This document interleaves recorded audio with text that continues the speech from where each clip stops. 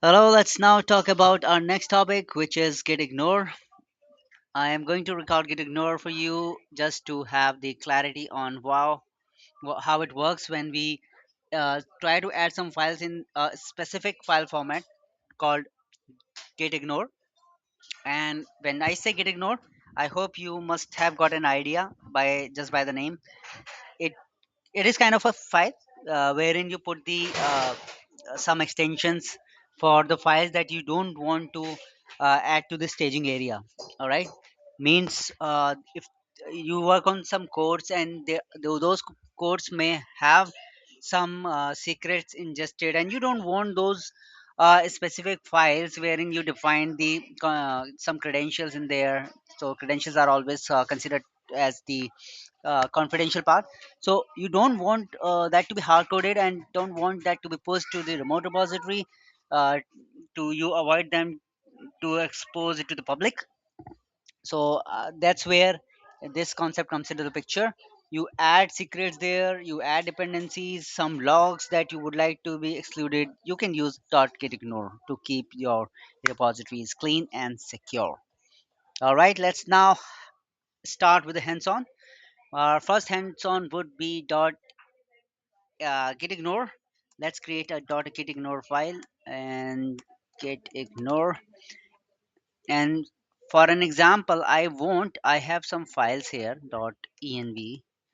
I have a folder here node underscore modules. Maybe you work on node.js, so when you build the image, so you have the node modules into the picture wherein you have the dependencies and certain different things.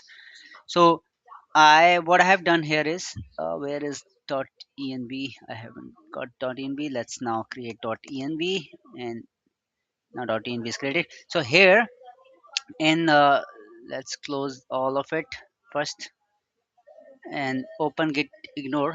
I'll say in my git ignore the first file to be ignored is .env. All right, cool. And the second file would be a folder underscore uh, modules say slash. All right, that's fine. So I have just a second .env. All right, now I'll save it. Cool. So if I now say git status here,